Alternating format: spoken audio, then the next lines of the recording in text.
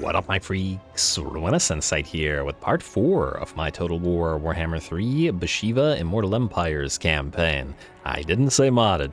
So as we saw, I was just proud of myself there. As we saw last time, we had some absolutely massive fights against Grimgor Ironhide, who is a major part of our victory objectives, and in fact, the factions that we need to wipe out will soon be wiped out, and it's the Jiaoming goals that we will need to reach, as well as the Tiger Court, so gathering a bunch more relics as well, in order to get that sweet, sweet +3 hero capacity of all kinds, though it's mainly the claw speakers that we want in bigger numbers immediately, especially as this also gives us access to spell work that we otherwise wouldn't have in the faction, so that's nice as well. Though I guess at the same time, that's just giving Cathay even more toys to play with. Not that at this current time while playing them, I'm complaining. Anyway, in terms of what we got to do this particular turn, there isn't too much, although I did think about it, and you know what, I think we're going to get that bureaucrat after all. I guess we don't necessarily have to keep the bureaucrat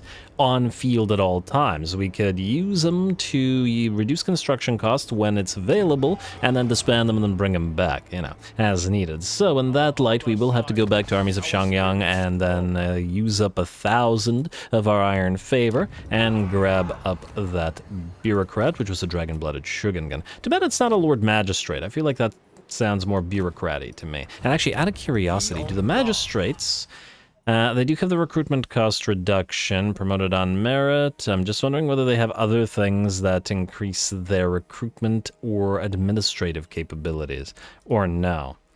As in whether there would be a benefit, but it doesn't look like it, unfortunately. Once again, I think the game misses the mark in terms of, well, sometimes, in terms of not giving us more administrative capabilities if we want to go that route for some lords. But anyway, you're still going to command an army. You...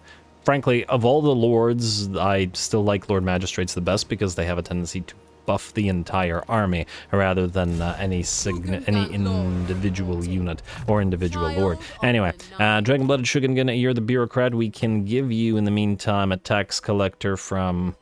I mean, I guess Bhashiva, she's nowhere... Yeah. I don't think she's... I'm going to be needing to collect taxes right now, and you at 300 will build something here. Oh, if we upgrade the Veil of Titans next, we can immediately go for the Claw Speaker Shrine afterwards, increasing our Claw Speaker capacity by 1 and get at least 1 more for that healing, which does seem like a good idea. And I think that's pretty much all that we can or have to do in this particular turn. You continue to defend the Celestial Palace there at Wei Jin.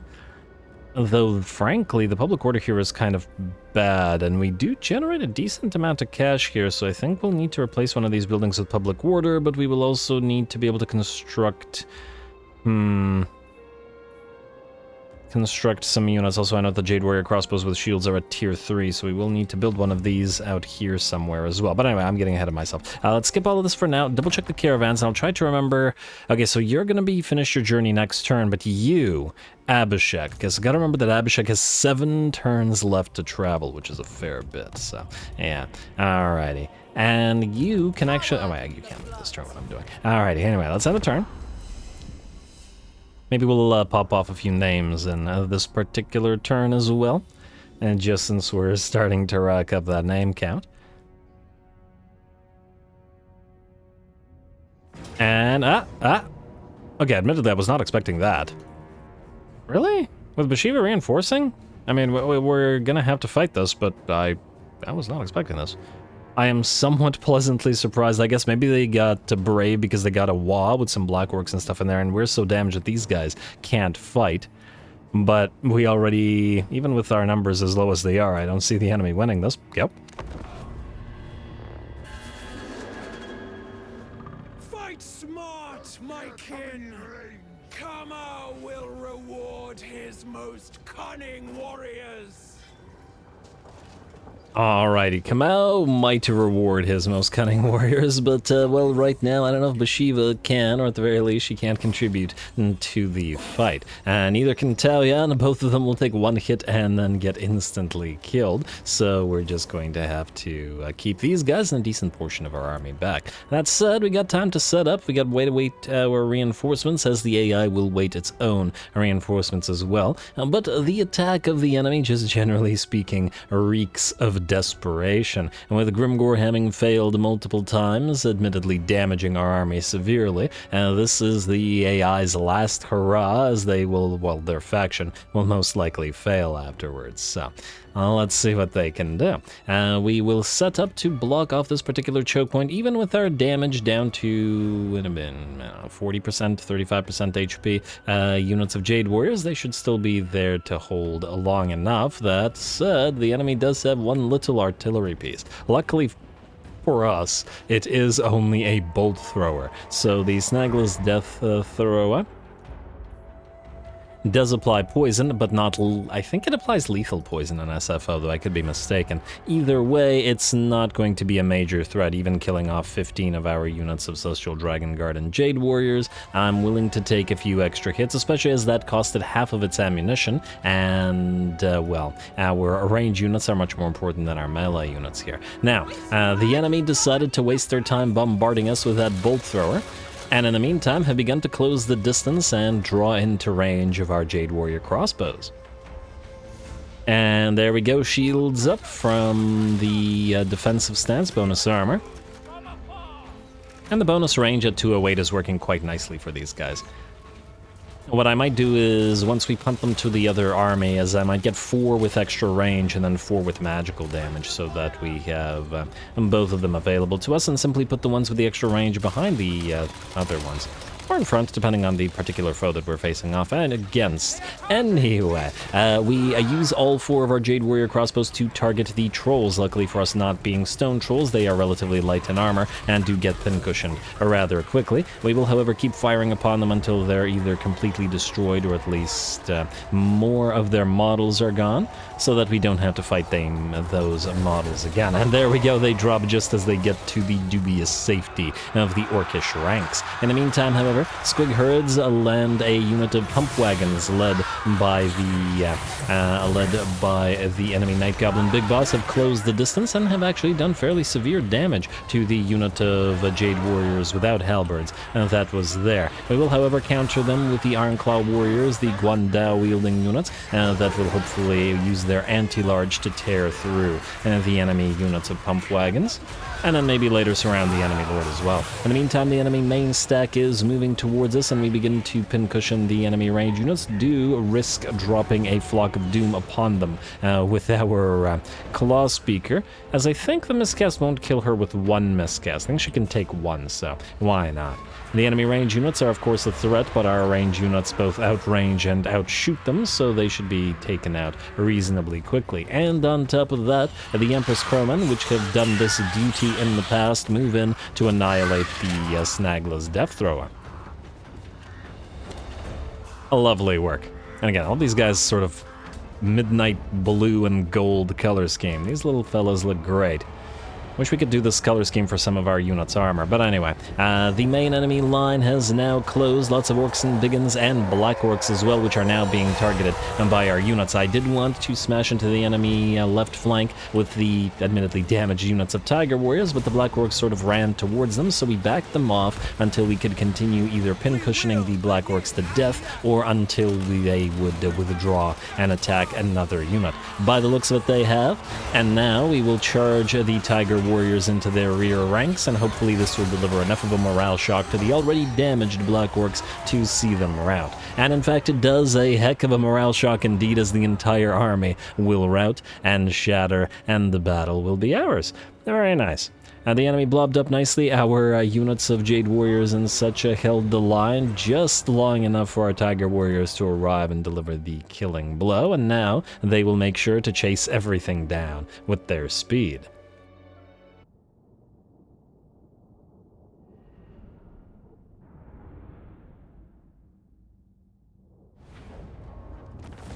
All right, there we go. An interesting choice made by the AI here, to be sure. And admittedly, I would have probably tried the same thing in the AI's place. So I have to commend the AI for the attempt here, especially as sacrificing these troops to perhaps assassinate Taoyan and Bhashiva and our Claw Speaker, plus whatever they can get out of our main stack, would have been good if it had worked out. The Empress Crowman came in very handy in this particular battle as they killed off this snagless depth thrower, though admittedly only after it had expended most of its ammunition, because it took 5 minutes for these reinforcements to get on field. Otherwise, it's a good old-fashioned pin cushioning while we held the line, and then the devastating charges from the Tiger Warriors as soon as they looped around. We're gonna heal. We're gonna need the HP very soon, and 515 money is just not enough to be, not enough, just generally speaking. Nothing to write home about. And ooh, Karakazorn destroyed by Grease's Goldtooth. Well, that was always going to happen,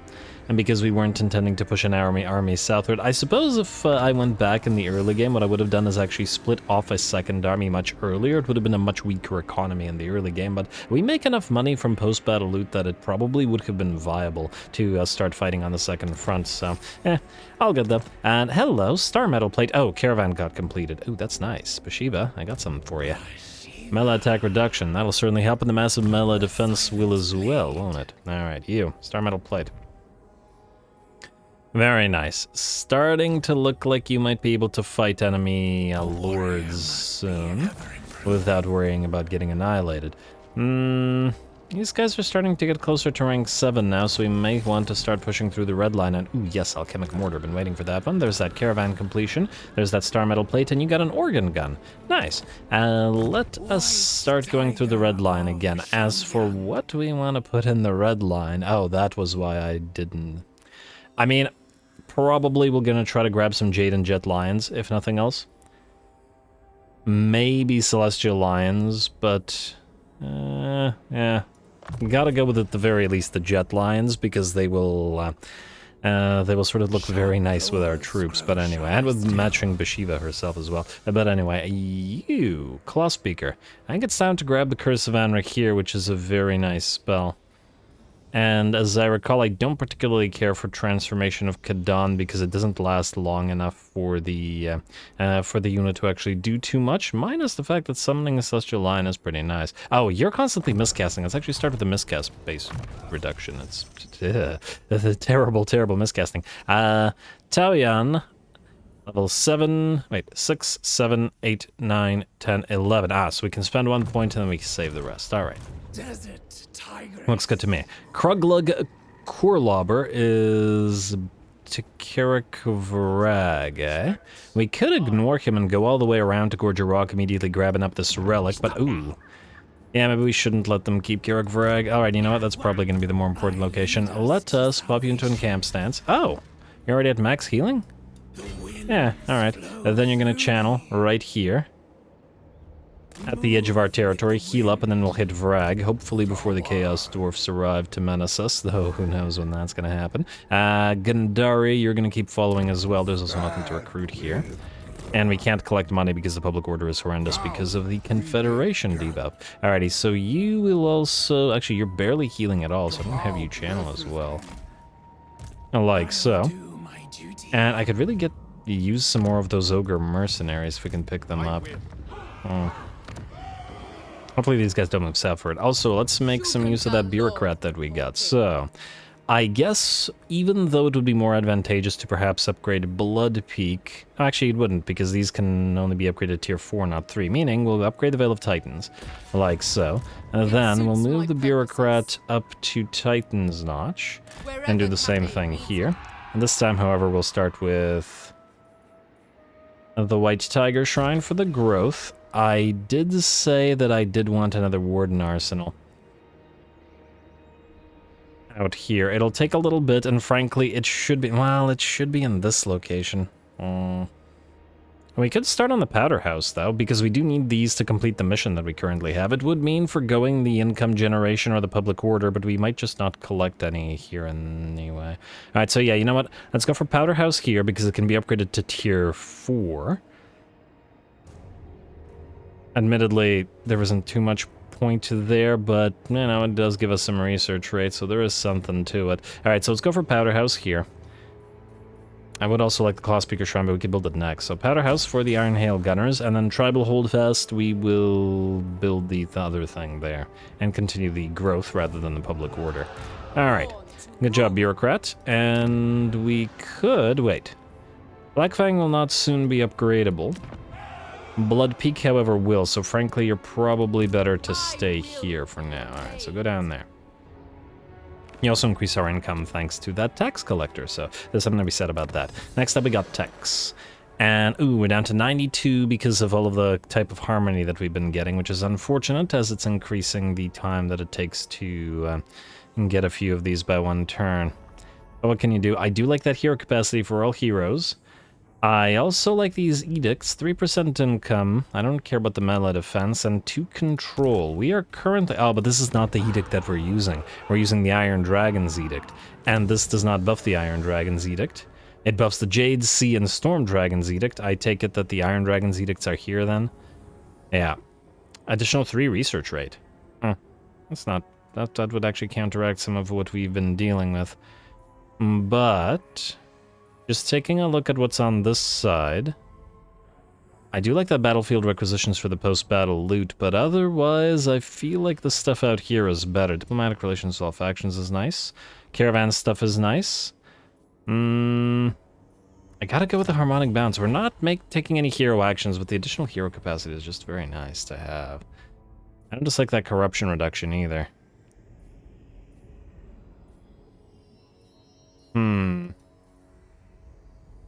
We take 10 turns to grab that post-battle loot, though. And post-battle loot's quite nice. We would also be able to split off to the Yang Kiln, which would increase our money generation once we start making money buildings. You know what, let's do the season trackers for now, then. No, you know what, let's still do the hero capacity, damn it. We will want to get some Gate Masters as well, as soon as we can get them, so, you know. It's still a good idea, in my opinion. I don't like how little growth there is here, though, because it'll take a bit to get that tribal holdfast up and running, but what can you do? Anyway, you're here, and you're actually going to recruit from this location, but for now, let's actually have you both channel in case you need to lead armies. Like so. In fact, you two can stay together. Like so. Next up, we have Armies of Xiangyang. We have, new goals. Capture the Red Fortress? Are you insane? That's not happening. At least not right now. That's gonna be a long time. Okay, I went set to the wrong thing. What about the other thing?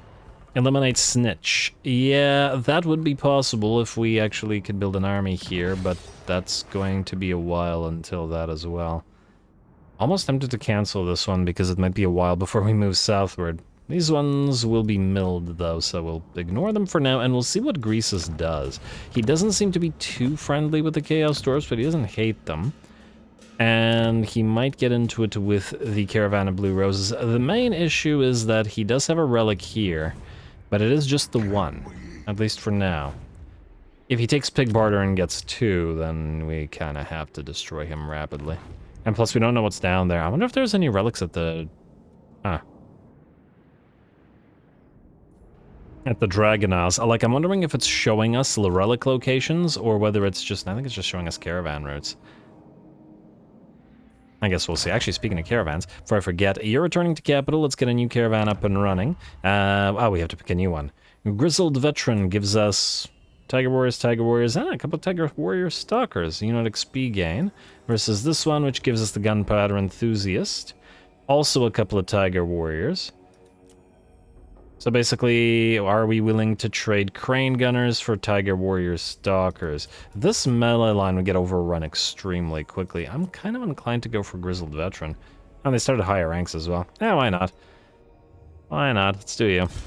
And then we gotta send you around some way. So, we have been to Berikvark, Hrazakarak, and... we're currently headed to Marienburg. We have not been to Myrmidons, and we should really send somebody off to... Did I just deselect you? We should send somebody off to Castle Drakenhof. This might also be the time. Yeah, you know what? This might be the time that we need to travel through Greasus' territory, so let's take the opportunity now and grab up the money and go to Drakenhof. Yes.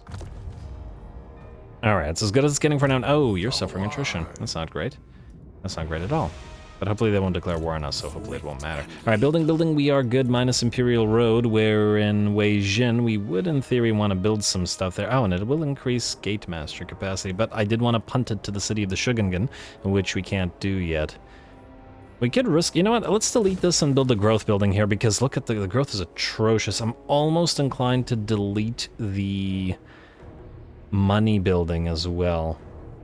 Granted, we're rather negative, but right now I think growth is going to be much more important in the place, so yeah, let's do that. I'm willing to take the slight hit to the money. Tusked Sons we can ignore, Golden Order does not yet want to trade, and Grimgor's Ardboys wants peace, but that can't happen because they are a victory objective. Next, before we go to next turn, Bhashiva, let's name a few things. Let's name some Tiger Warriors. Death, that, hers, wait, death, that, hers, like so, 1. Then we can do Thundercats. 2. How about Frosted Flakes? Oh, this might not fit. Ah, it fits by 1. Beautiful. Frosted Flakes Custodians. And let's do one more. Catnip Enthusiasts. Like, so we have no Stalkers, so no names of the Stalkers are going in as yet. We have 1 Iron Claw Tiger Warrior, though. You can be perfect warriors. Keep the cat puns coming. It's making my day. I do get a kick out of it. Anyway, that's good enough for now. You know what? That's actually one of the Jade Warriors. You've been around with us for a very long time. I've been very happy with the performance with those insignias. You can be Catnip Infusion. Like so. Alright, happy with that. Skip, skip, skip. And what else do we have here? Kill enemies in battle to get Satang the Watcher on the way. An Ogre's Folly, win the battle. We can't until we get more elite units, and devote 4 more relics. We gotta get 4 relics to devote 4 relics, and there doesn't seem to be any to the north of us. Although I do wonder if they spawn when we pick these up. And, oh, hello, who do we have here? The Chaos Dwarfs have arrived, but I note that it is not... Really, you're gonna move to defend the... you're gonna move to defend the orcs? I do find that amusing, but... irritating. Well, it looks like the Tigers have managed to achieve one thing, bring the Chaos Dwarfs and the orcs together. Ready for duty. Celestial General. Oh, we picked up a Celestial General from one of the other... from the Confederation, I guess. Nice. I wanted to check out what their traits look like, so that'll come in handy. -9. We'll go to -5. It's still a little bit much, unfortunately. So we should probably give you a tax collector. Oh, you already have a tax collector. What about a Tea-Master? Yeah, let's give you the Tea-Master. Get a little bit of control. We could actually use more, but I don't think we have any right now. Corruption reduction and Wailing Banner cause fear. We should probably put that on somebody. You will, for now, go for... Well, we have to collect money here for now, so I guess we're going to go with growth to start. Public order +3 is not going to fix the situation here. Yeah, let's go with growth. Growth and growth. Double up on it. And this will also increase our control, granted at the cost of research, but we can counteract that with commandments later on. Alright, what about the building stuff here? Where is our bureaucrat? You're currently in Blood Peak, so... Firemouth, we could build another one of these Claw Speaker shrines, which would give us capacity, though we should probably build a Furs building. It's also rather cheap. Oh, and we also have the Fortune's Offerings. Frankly, at some point we'll want to replace the growth structure with the Fortune's Offerings, but only once the growth is completed in this territory, which is going to take a while. You go here then, and then you will upgrade this to more growth, and then here we will start building the Warden Arsenal to get a new army up and running. Like so. You two. I live for that. You must proceed to Carrick Vrag, though... you're not at... Oh, never mind. I was concerned about this. I am no longer concerned about this. I wonder... We might be able to bait them into attacking and force the other greenskins to attack us. Do this. Stay here. These guys should attack by drawing the enemy in. And this will work in our favor. And we'll quickly try to destroy what remains of Grimgor's Wait a second, I thought he had 4 territories. Nope, 3, okay. We'll quickly try to move through his territories after. Hopefully that works out nicely for us. You can channel... Well, I guess you don't need to channel, whatever. The path of war. And you're rank 10, but you want to keep saving your points. I see Tao Yan has leveled up, but she needs more points, and there are no items, unfortunately, to give her at this time. I guess we could give the Wailing Banner to Bhashiva for now, though. Wailing Banner, and there's no more... Oh, you got another tax collector. I don't think we have any more... We could give the tax collectors to, so useless for now. I kind of wanted to give the Fuheng Monk to somebody to decorruptify, but we are not in a place that's full of corruption anyway, so that's fine. Alrighty, diplomacy checklist turn. Caravan of Blue Roses wants a non-aggression pact. How about you go fight the ogres and leave us alone? And then that'll make the ogres leave us alone. Oh, this one down from 40 to 16, eh? That's interesting. Also, speaking of Chaos Dwarfs, I wonder when the Overlords of Jarduk or perhaps the Legion of Asgore will move towards us anyway. Skip, skip, skip, skip. If the Chaos Dwarfs attack us here, we should easily complete the Satang the Watcher thing. Alright, come on now. Oh, did I leave Bhashiva in channeling? I didn't mean to do that, but this worked out. Lovely.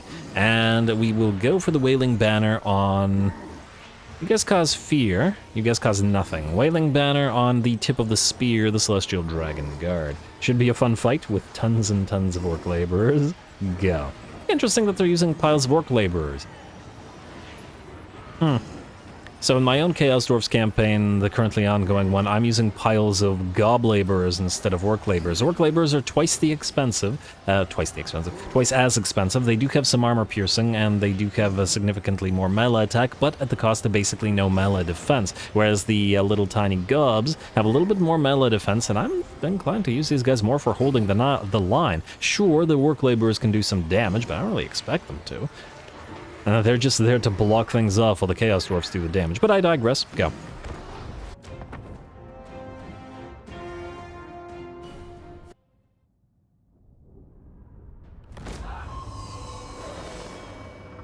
Fight smart, my kin! Kama will reward his most cunning warriors!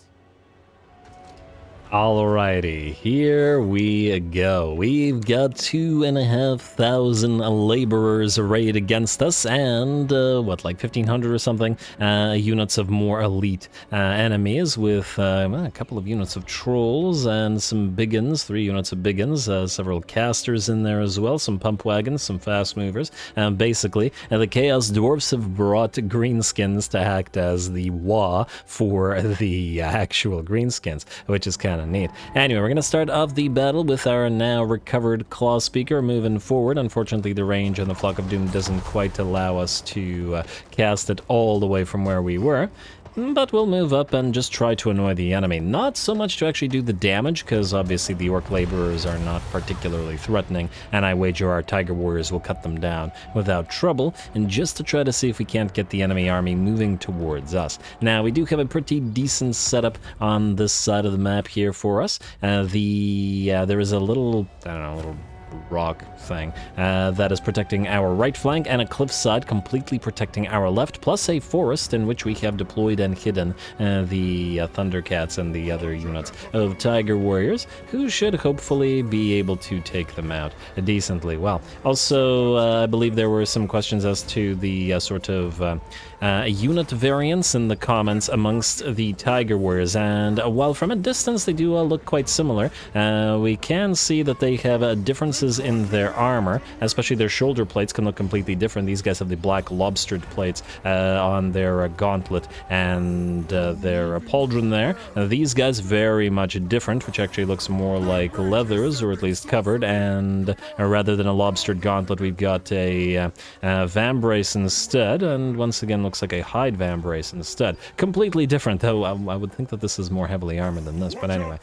They've got the sort of elements of their tabards that are different as well, different little pouches and stuff on them. And we can also see that they've got slightly different beard styles amongst them. They are rather similar, but once again, I mean, it's a military uniform, and you expect them to have some similarities among them. You can notice this is different as well.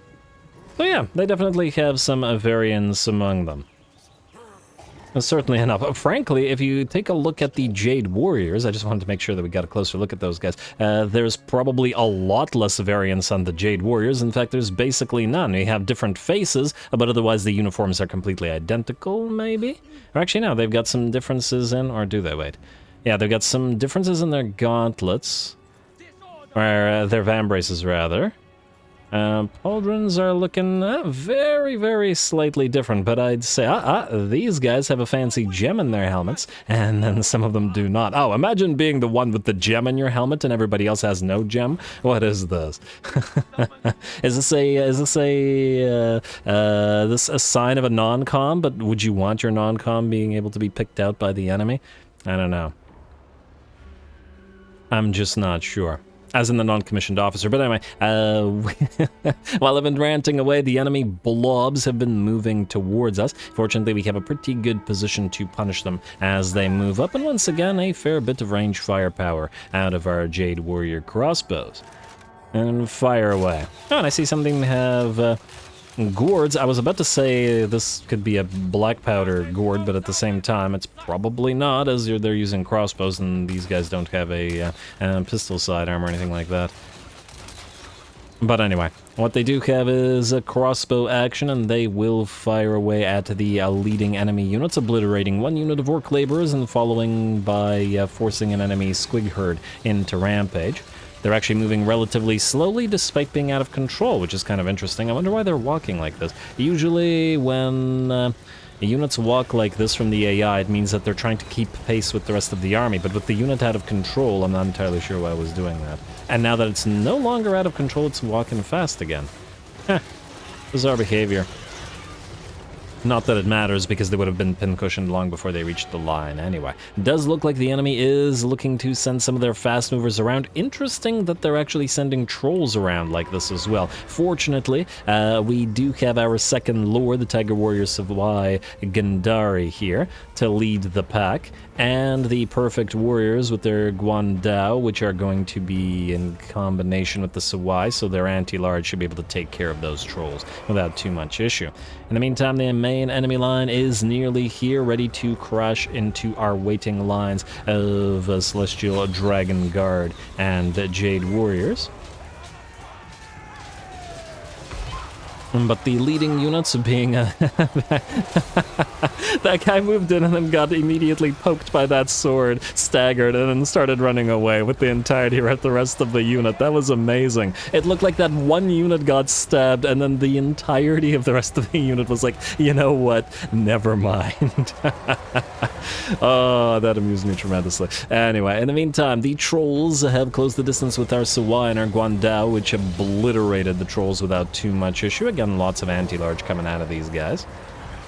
And we will do our best to chase them down, but we'll soon be forced to meet the laborers led by a unit of great weapon-wielding Chaos Dwarf Warriors here. And that's going to be a little bit more of an issue than the trolls are for the Guandao, maybe. Although the Guandao probably have more armor piercing than the regular units of Tiger Warriors do, in fact by a fair bit. Fortunately, we got 4 units of Tiger Warriors, regular twin axe variants that are on this side, and they should be just fine.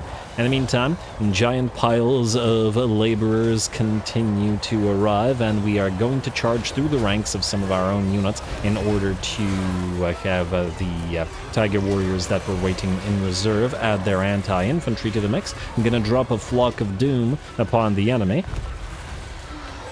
and follow it up with a little bit less of an ethereal and more of a corporeal Flock of Doom, as we, well, I guess it is technically also a corporeal Flock of Doom, but it's a spell. That was a spell. This is not a spell. We drop bombs from our our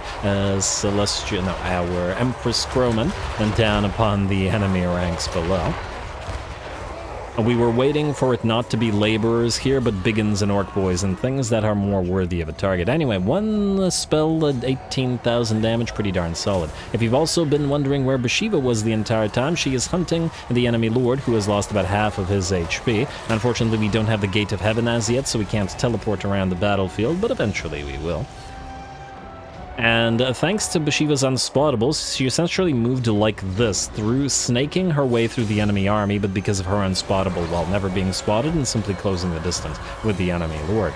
The main line is still fighting, but the enemy's flanking maneuver has at this point collapsed. The Chaos Dwarf Warriors overrun and cut down by the Tigermen, and we should be able to chase them down as well. The bounce power has shifted to about 85% in our favor, and the enemy continues to fail, breaking through the lines of Jade Warriors, while the crossbowmen take care of all of their range units.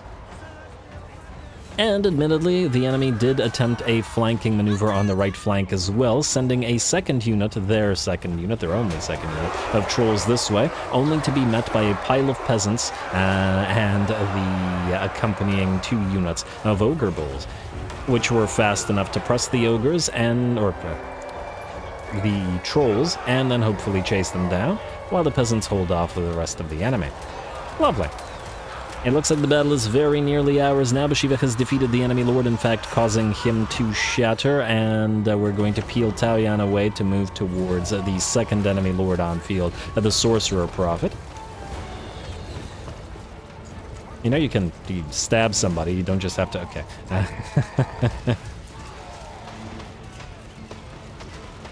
If they're just gonna walk away like that, you could just take a few swings at them. But anyway, looks like the Sorcerer Prophet is getting ready to meet Taoyan in combat. 54 and 67 versus 64 and 73. Cascading Fire Cloak, a good move on the Sorcerer Prophet. We are, however, going to probably carry the day here, especially with Wissen's Wild Form buffing up Taoyan's capabilities. And on top of that, our Sawai, which has carried the day over on the left flank, is heading this way as well. And frankly, the Sorcerer Prophet is about to be surrounded, as well as we are chasing down enemy units. There we go. With that, the Sorcerer Prophet is defeated or shattered, so are the rest of the enemy troops, and the battle is ours. An absolutely massive number of enemies. Mountain of corpses. A mountain of corpses. Well... I got the title for this episode. I'm so freaking stupid. Litter is the battlefield. That also works. Cat puns write themselves. Anyway, I don't know what I was saying. It was a great fight. The enemy's defeated, and even with the help of the Chaos Dwarfs, Grimgor is not recovering from this one.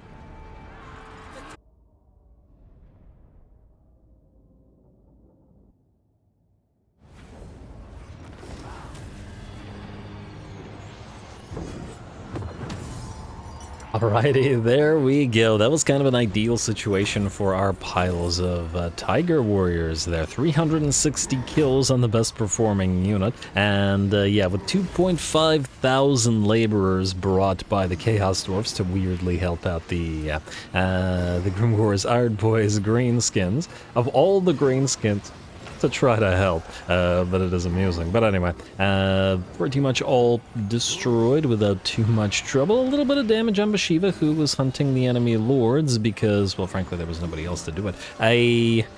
Extremely solid work out of the Claw Speaker of Beasts, but perhaps again unsurprising just due to the giant piles of enemies, and everybody did well. 17k damage on the Guandao, the Perfect Warriors there, and as usual, the Empress Croman doing quite nicely. Really? 675, that's it? Alright, I guess we're healing. 675 is not worth it, and we got 5,000 out of the actual battle. And yeah, this is, I guess, another reason to go for that. Is that another tax collector? Can't have too many tax collectors, I suppose. And I forgot what I was starting to say. Grimgor, you want peace? That's not happening, buddy. It's not happening. And Village wants war, I take it. Well, he's gonna threaten us, but he'd have to go through the Bastion to go after Wei Jin. Man, everybody's threatening us lately. I'm not giving you any money. No, I don't mind being at war with you. What are you gonna do? Advance on us? Anyway. Let's see what else we've got here. Anybody else want to fight? No. Oh, caravans? What do we have here? Fight battle. Okay, again, we're gonna have to sacrifice a spear, because what the heck is this? This is way too much for this garbage. Feeding time. I guess the caravans the power of the caravans just bumped up and, feeding time. Wait, maybe is there maybe a way to power up our caravans with this faction that I did not, united against us? Oh, I thought it was Claws of the White Tiger, and I was wait a second. It was confusing there for a moment. And as Satang the Watcher is now up and running as well, which is nice. I have no, wait. Actually, he's not up and running. He just did the mission complete. Let's give this a read, though. From an unknown vantage point, a legendary colossus gazes over the Eastern Empire, paying close attention to the dragon's trials and tribulations. It is said that whenever war is waged righteously in the Celestial's eyes, the one known as the Heavenly Bowman leaps across the very mountains to aid those who display adeptness and marksmanship on the field of battle. Thus, those who fight skillfully for the greater good of Grand Cathay need not wait long to meet the greatest of her towering sentinels. And we need 5 of Lions, Sentinels, or the Green Guardian. Alright, fair enough. We shall try. Oh. Yeah, this is why I figured we're not. Our allies aren't holding the Bastion. Yeah, if I wouldn't mind confederating you just to grab the Bastion there. And we can't... No. I was wondering whether we could join the war too. Wait a second. Through me. The dragon, long may we both No, this is declare prosper. war. Alright. Yeah. I was wondering whether we could take the Bastion over from them and hold it, because the AI isn't going to be competent enough to be, doing it itself. White Tiger Shrine and White Tiger Shrine. Fortunately, Weijin ain't fallen now, so good luck to you, but the city of the Shogungan is definitely going to be in danger. Next up... let's see how we want to do this. Now, do you have siege attackers, sir? You do not. We do not, in fact, have anything in this army with siege attacker. If you're wondering why I care about siege attacker right now, I was wondering whether we could grab Karakvrag with the other army and then leave... Wait a moment. The Claw Speaker doesn't, does she? Let me see here. No siege attacker. Well, darn. Or he, whatever. That's a shame. You don't either. So yeah, Bhashiva does, but nobody and nothing in this army does. Okay, we're gonna need siege attack for other armies. Okay, well then we have no choice but to either sack the place, deal with the public order fallout, which is a little bit unfortunate. It's already gonna be fairly negative. It would save us the time, though I don't know whether we could actually reach Gorger Rock in one turn anyway, and if that isn't the case... actually, out of curiosity. What? Are you didn't get punted off the siege, did you? You didn't seem to have been punted off the siege. Why can't you guys go through this? Oh, you can, you just can't go very far. Oh, it wouldn't work anyway because we wouldn't be able to reach Gorger Rock. Alright, fair enough. Then Bhashiva, get out of the stance. Oh, there is no negative to channeling stance for this. Alright, fair enough. Auto-resolve, I take it won't horrifically damage us. Actually, let's see. Bhashiva and Taoyan are both at 80% of their HP. Auto-resolve. They're fine. Alright, fair enough. Occupy. Like so, enemy killed in battle, free relic sword, and hey, we get to keep the gem mine. Would be nice once we're actually collecting money, which we're not doing right now. And then I guess immediately we will want growth. I'm actually almost tempted to go for the peasant stables immediately because, well, actually this will not be upgradable until this is. Peasant stables would once again pay for itself, but if we don't collect the income, we won't save anything. So I think we're actually going to go for the control building here rather than the growth, and then the next turn collect income in order to sort of counteract the, the income issue. We do have a peasant stables in Blackfang anyway, so we can upgrade that earlier and then get the growth building and, delete the peasant stables. Kind of makes sense. Yeah. Alright. Then we need that Warden Arsenal. That's still the case, and this thing is now up and running, so we could actually use you to recruit a little bit. You go up here. We will need another army soon. Now let's start on those Iron Hail Gunners, like so. We only have the capacity for 2 of them, but eventually we'll have more. I guess we could reduce the recruitment cost by 5, but they're so cheap that, they're basic. I mean, not so basic, but they're still peasantry, so yeah. Alright, public order is good here. Ah, yes, the Confederation debuff has disappeared, which is quite important. We could collect money here, and you know what? Frankly, we will. Again, unlike SFO, there isn't as much of a reason to keep in super positive control. It does give us additional growth, but otherwise isn't all that much. here we can uncontrol for a little bit while we conquer the place. Also, you've lost that army, but your main stack is still up and running and most likely heading towards us, and I see military presence, plus 12. Okay, so the main stack is here then, in their main territories. Meaning we're going to have to deal with them shortly. Ooh, yes, Tiger Warrior Stalker's nearly up. Good. Alright, Gandari, you can... You know what? Go through this. Huh. Actually, funnily enough, I think Bhashiva might have been able to reach Gorger Rock, but anyway, you stay right here, buddy. Stay right here. I'm gonna hope that there isn't a full stack nearby, because then what could happen is Sumai could besiege Karak, preventing Bhashiva from reinforcing. Actually, you know what, Bhashiva? You're healing nearly full anyway. Let's move you out and... Oh, I wanted to have you channel, but you can't do that in vanilla. Yeah. Alright, well, I'll just sit there. Ah, you know what, it's still gonna be safer so that Gandari doesn't die, so... Actually, if anything, Gandari should be in here, or should be encamped, which does also not increase our healing, unfortunately. Level 12, though, is nearly there. Just gotta get those iron claws for him. You're fine as you are. The buildings have been built at least for this turn, and there is, unless I'm mistaken, nothing else to do. The bureaucrat is bureaucrating, as one does. And Ivory Road, how are we doing here? 4 turns left on Abhishek and Raja as well, if if either of them manage to not get eaten. Yeah. But that's life. Sometimes you get eaten. Tigers, if anything, should know more about that than... Hey, free trade agreement? Yes, yes, yes, Golden Order. We'll do that in a second. Just wanted to take a look at if there's anything else interesting, but it doesn't look like it. Why don't you cede the village of the Tigermen to us, would you? That would be lovely. Hey, and Grimgor's back to wanting peace. I'm not going to do it, I'm just curious. 11k, pretty solid. Where'd you get 11k? What are you doing with that 11k if you're not fighting us? Skip, skip, skip. Admittedly, they did send all their strength to us, so, you know. Fair enough.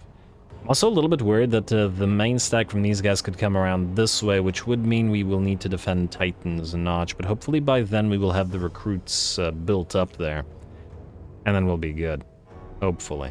Though we'll see.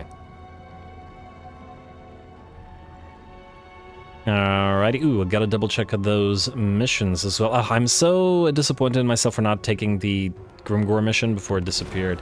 But oh well, what can you do? Maintain its current route or lose cargo, moves an additional node. I'm gonna say take the quicker way. It's only 50 cargo, it's not that much.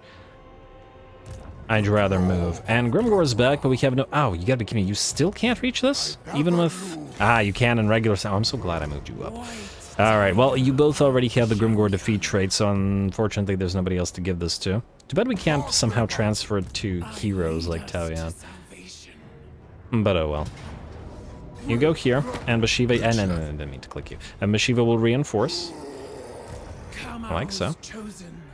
The hunt begins. Mao's chosen indeed. And we should be able to auto-resolve this, yes? Hopefully this doesn't hurt us too much. Bhashiva's army at least is healing quite nicely, so... Yeah, it's gonna hurt those ogre bulls. They're used to it. Immunity to contact effects, and immune slow death, but only 36-second duration, which isn't that much. We will occupy, get ourselves a new relic. And that lovely. Gandari, I guess you can hold on to that for now. What, do you have a contact effect on you? You do not, so it won't override anything like it would over... Well, actually...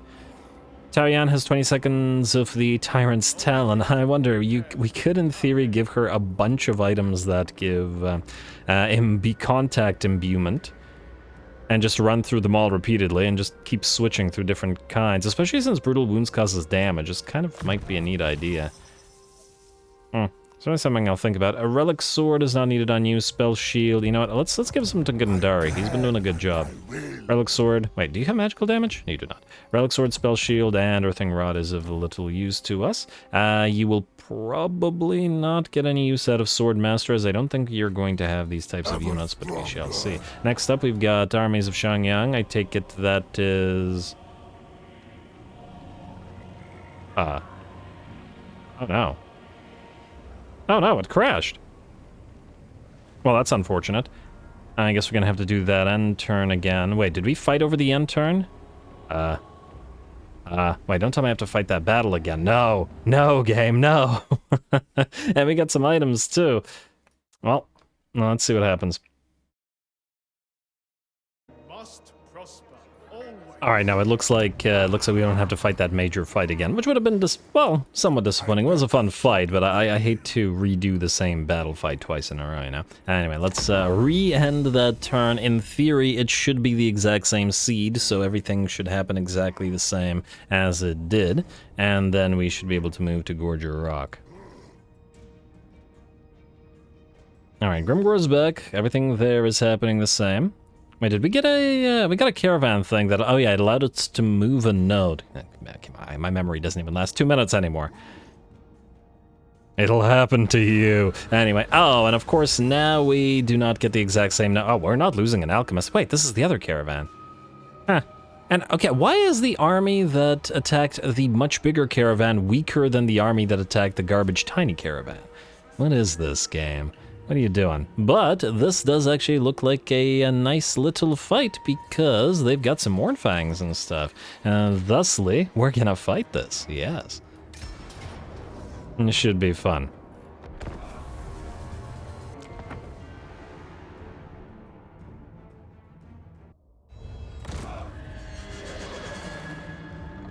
No, stop! These bad! We are Caravan fight! Alright, I made out Kamau, but that's similar to actually being able to make out Pashut when listening to Chaos Dwarf and speeches. But anyway, here we go. Luckily for us, this is our stronger caravan with actually decent numbers of units to hold the enemy off, as even numbers between the caravan and the little... I don't know, intercepting army, moving to intercept it. So we should have an even fight, especially if we make good use of the terrain. And it does still appear to be Mountains of Morn terrain, so this should be of benefit to us as well. Lots of hillsides, lots of cliff sides. And that won't work for the ogres because they will be forced to, well, into this spear and halberd full choke point. The ogres do, however, still charge on into the Jade Warriors with halberds, who lose about 10% of their HP to the ogre charge, and about to lose a fair bit more as the Mournfangs make their way forward, looking absolutely gigantic. Look how much they tower over those poor little peasants. But, fortunately for us, towering over piles of peasants does not always work out as well for you as you might think, as same said, towering also exposes you to a bunch of range fire. Speaking of range fire, our gyrocopters move over 2 units of enemy Nobbler trappers and a unit of saber tusk, dropping both of their sets of bombs upon them and crippling both of those units while forcing the unit of saber tusks into rampage. Fantastic work out of those dwarfen pilots, and rather than firing at range, they will now go into melee and have the gyrocopters tear through the Nobblers as they run to prevent them from returning. The first of the Mournfang cavalry are shattered, and while the second one remains in pretty good health, that works pretty darn well for us. Now, I was going to send our single unit of Tiger Warrior Stalkers around the enemy army in order to engage and kill the Hunter or maybe this unit of Nobbler Trappers, but it's going to take too long by the looks of it. And instead, we have already used our ammunition on the Slaughtermaster of Death, and so we'll close the distance with a few of the other units, while our unit of Tiger Warriors will trap the Slaughtermaster here. The Tiger Warriors have little in the way of armor-piercing damage, but fortunately for us, the Slaughtermaster has basically no armor as well, and between that and the anti-large of the Jade Warriors, the Slaughtermaster will shatter. I probably didn't have a good time getting hit by all those discs in the face from... I said discs in the face from the Stalkers as well. Anyway, we got the Saber Tusks and the Nobblers still fighting, but it looks like most of the large units have unsurprisingly been cleared out, or at the very least forced to rout for now, as we've been focusing them down as best we could, both with our range units and with our Sawai, who is applying that anti-large now to the enemy Hunter, who topples. But we'll have to topple at least a little bit more to be felled again. Alright, Sawai sending some of our Jade Warriors flying as well. Alrighty, and it looks like the Hunter shatters, and with him, by the looks of it, I love to see the fact that the Sawai are capable of staggering the Hunter and forcing him down like that. Nice. Alrighty, anyway, with that, the Ogre army shatters, and the battle is ours. And a very nice caravan battle. A caravan battle on even ground, or even footing at the very least. The ground, not so even. Yeah, worthy of a fight and a skirmish, rather than those where we're outnumbered like 3-1 and, you know, still have a heck of a journey to go, making it unnecessary to fight. Nice.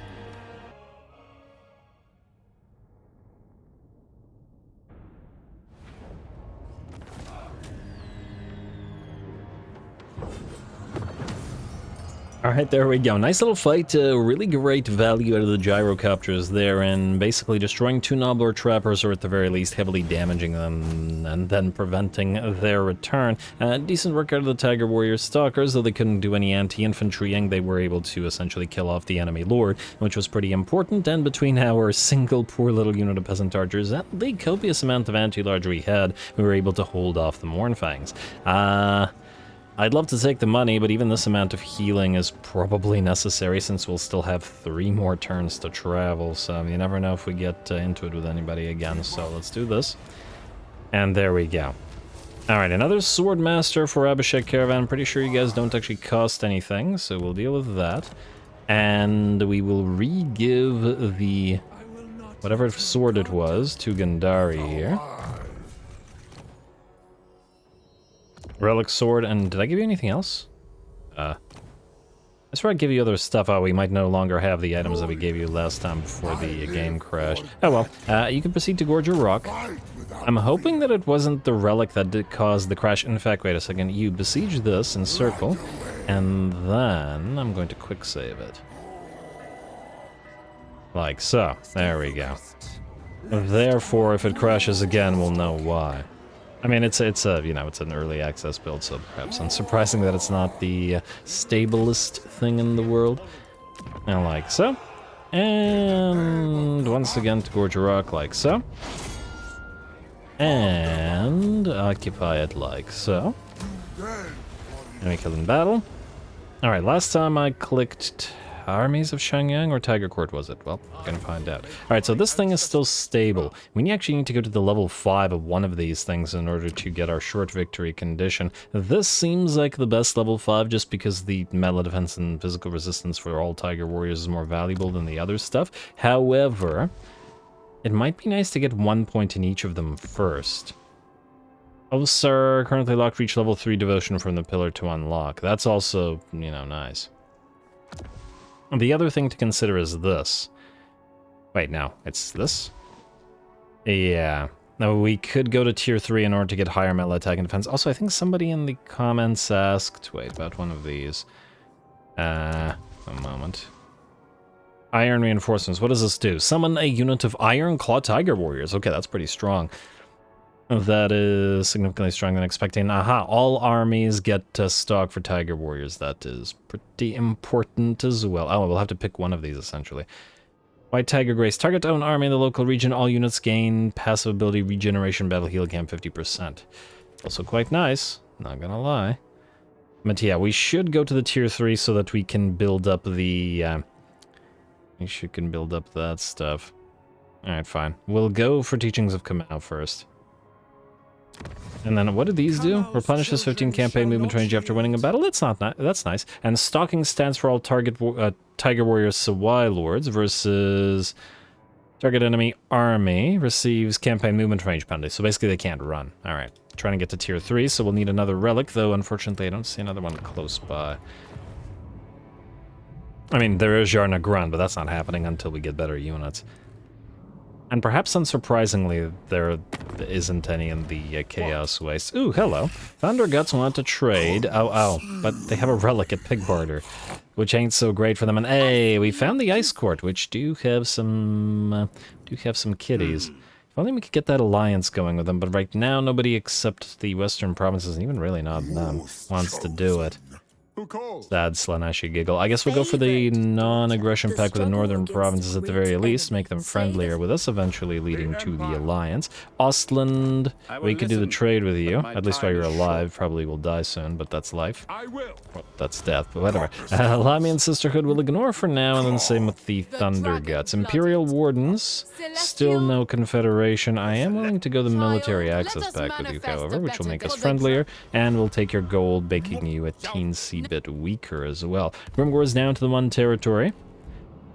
And the military presence is still here, but it is less. It used to be 7, now it's 6. I wonder if that's because the main army has moved, or because another little army has moved away.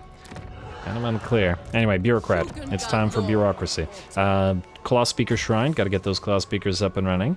And then that'll be tier 3. Here, then, much as I'd love to do control, we'll go for the money. Although our money is okay now, but we're about to build or recruit or whatever, build a new army, so that's going to be costly, let's face it. So I guess it's time to go through you. Yeah, alright, we'll do this. Then here, we've got 2 more turns. No, the Jade Warriors with Halberds are coming next turn, so you'll be able to recruit them. You, however, will want to recruit a couple more of those Iron Hail Gunners. In fact, head into Titan's Notch, and in case they attack, you'll be able to reinforce it, especially if it's a giant pile of garbage. And to build more of these, we'll need to increase their capacity, and that means clicking armies of Xiangyang again, and let's quick save it again. Maybe I'm becoming paranoid. It only crashed once after all. Armies of Xiangyang doesn't crash. Okay, good.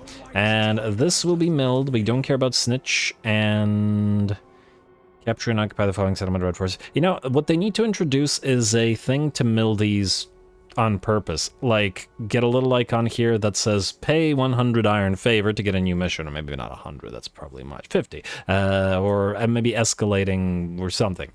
You know what I mean? You know what I mean. Anyway, let's increase capacity by these, like so. And build a couple more for ourselves. Like so. Gotta get some shotgunners. Wait, are grenades vanilla, or are grenades... or are we just not able to build them? I can't remember if they're from vanilla or from SFO. I assume they're vanilla, but we just don't have access to them like a lot of the units here. We have Grand Cannons, but we don't have Fire Rain rockets, for example. But we have Sky Junks, which have a Fire Rain rocket built in. What are you talking about, game? That makes no sense. If anything, we shouldn't have access to Sky Junks. And, yeah, that I find that questionable to some degree. But anyway, Bureaucrat. You're good here for the turn, though you will need to return to this to build that Indish pillar. This goes to Carrick Vrag. If you can march stance, yes you can. You can go to Carrick Vrag. Actually, this is pretty good position for the Bureaucrat. I think she pays for herself because she can move between 3 provinces with regards to construction. Leader's pillar. Now our research is probably dropping. Although 1 hero will counteract it, so we just need a hero. What is this? Indish Shrine needs to be of the different kind. Let's switch you. And then here we'll need growth.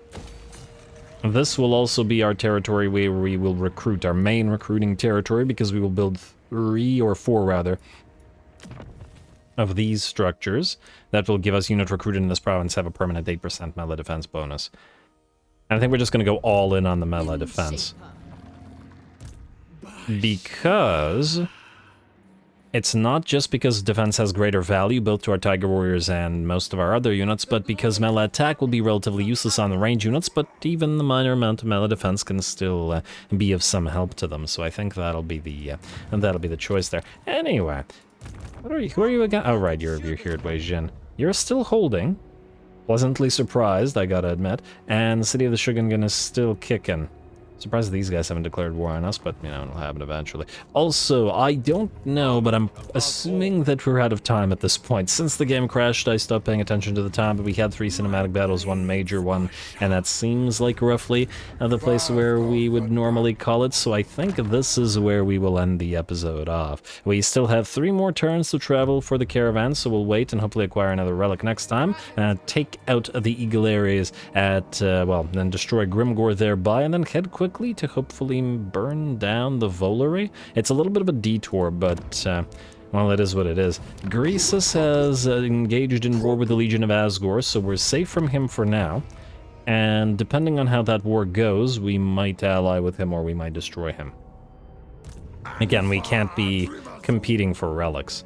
It would be nice if you could somehow trade for a relic that belongs to your ally, but there doesn't seem to be that possibility, so we're just gonna have to deal. We also gotta keep an eye on the western provinces to make sure that they don't die, as that would be unfortunate. They seem to be having trouble with Skaven, who have taken Shenwu and Taitsu. And by the looks of it, they're doing fairly well, minus Kunlun having fallen to the northern provinces. Snitchy is strength rank 83, but his bounce power is pretty okay. But anyway, more Tigers to come. It's been pretty darn fun so far. Definitely a different take on Cathay, and I've been enjoying it. And we'll continue to do so as we go. I think if the engagement keeps up, likes and comments below, we'll do another double episode tomorrow and all the way through to the release date of the campaign, if I can, you know, manage my time and if you guys can manage your engagement. So keep it in mind, all glory to the algorithm. And thanks for watching.